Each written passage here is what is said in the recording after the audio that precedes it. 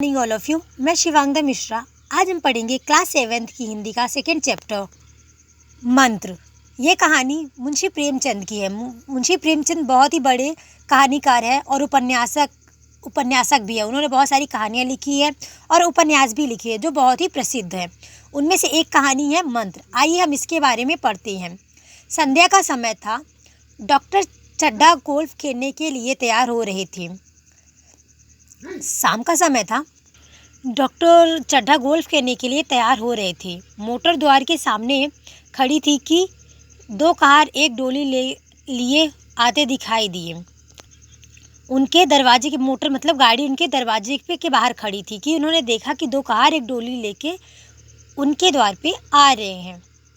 डोली के पीछे एक बूढ़ा लकड़ी टेकता चला आ रहा था।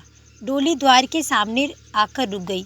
बच्चों, डोली मतलब जो डोली अपन ने टीवियों में भी देखा होगा कि एक डोली होती है, छोटी सी पालकी होती है जिसमें पुराने ज़माने के लोग उसमें दुल्हन लेके आते थे।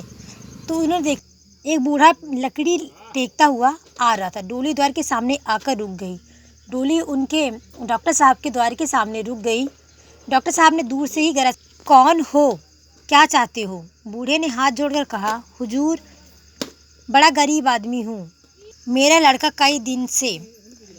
डॉक्टर साहब ने उसे गरज के बहुत गुस्से में पूछा कि तुम कौन हो और क्या चाहते हो? बूढ़े ने हाथ जोड़कर कहा, हुजूर, मैं गरीब आदमी। उसने बोला कि हुजूर, मैं बहुत ही गरीब आदमी हूँ और मेरा बेटा कई दिनों से।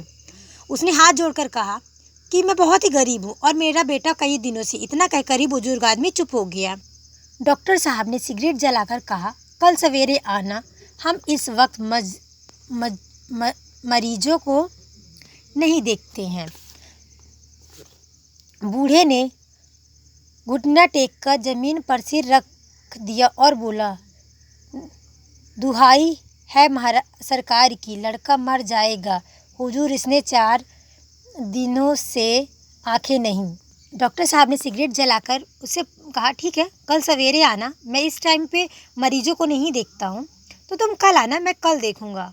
तो बूढ़े आदमी ने 2 घुटने टेक लिए और सिर ज़मीन पर रखकर बोला कि साहब, अगर आपने मेरे बेटे को नहीं देखा तो मेरा बेटा मर जाएगा साहब, इसने 4 दिनों से अपनी आंखें। और इतना कहकर बूढ़ा फिर से चुप हो गया कि उसने बताया कि अगर इसको टाइम पे इलाज नहीं मिला तो मेरा बेटा मर जाएगा, क्योंकि उसने 4 दिनों से आंखें नहीं खोली थी। डॉक्टर चड्ढा ने घड़ी पर नज़र डाली और बोले, कह दिया ना कि कल आना, इस वक्त मेरे पास टाइम नहीं है। डॉक्टर चड्ढा ने अपनी घड़ी की ओर देखा और बोला कि मैंने बोल दिया ना कि कल आना, आज मेरे पास टाइम नहीं है कि मैं तुम्हारे बेटे को देखूं। बूढ़े ने पगड़ी उतारकर चौखट पर रख दी और गिड़गिड़ाकर बोला, हुजूर, बस एक नज़र देख ले, लड़का हाथ से चला जाएगा हुजूर, 6 लड़कों में बस यही एक बचा है, इसकी जान बचा लो साहब, सरकार।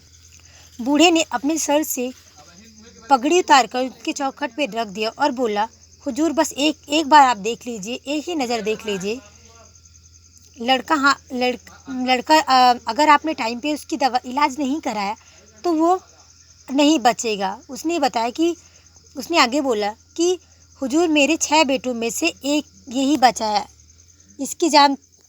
एक यही बेटा बचा है, इसकी जान बचा लो सरकार, आप इसकी जान प्लीज़ बचा लीजिए, आपका बहुत बड़ा वो उपकार होगा।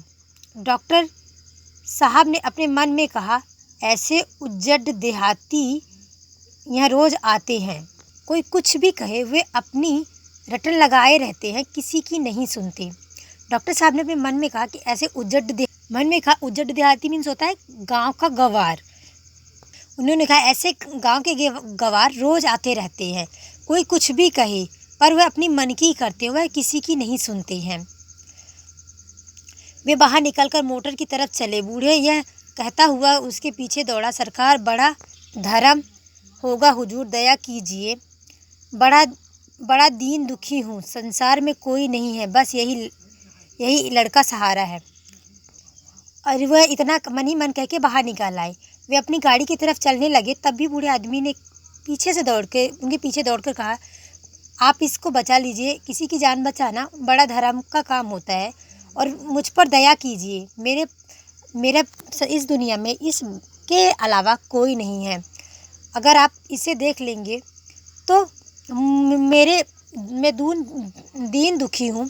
मेरे पास बहुत सारे दुख हैं। अगर ये भी सहारा चला जाएगा तो मैं बेसहारा हो जाऊँगा। कृपा करके आप इसे बचा लीजिए। बच्चों, आगे का चैप्टर हम कल पढ़ेंगे। Thank you.